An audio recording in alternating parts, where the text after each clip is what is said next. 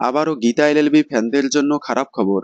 জলসার অন্যতম জনপ্রিয় ধারাবাহিক গীতা এলএলবি ধারাবাহিকটি শুরু থেকেই টিআরপি চার্টে অনেকটাই এগিয়ে বেশ কয়েকবার বেঙ্গল টপার এবং চ্যানেল টপার হয়েছে। অসংখ্যবার চ্যানেল টপার হয়েছিল গীতা এলএলবি। শুরুর 2-3 সপ্তাহ পর স্লট দখল করে 500 এপিসোড কমপ্লিট হওয়ার পরেও অল টাইম স্লট লিড ছিল গীতা এলএলবি।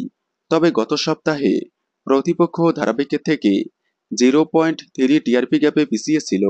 গত সপ্তাহে স্লট হারা হওয়ায় গীতা এলএলবি ফ্যানেরা মনে করেছিল হয়তো আগামী সপ্তাহে আবার স্লট দখল করবে, কিন্তু না, এই সপ্তাহে গ্যাপ আরও বেড়ে স্লট হারা হয়েছে।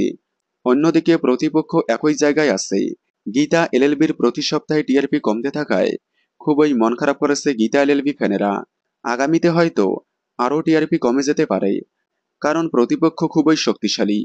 এইভাবে চলতে থাকলে হয়তো খুব তাড়াতাড়ি গীতা এলএলবির টাইম স্লট পাল্টে যেতে পারে।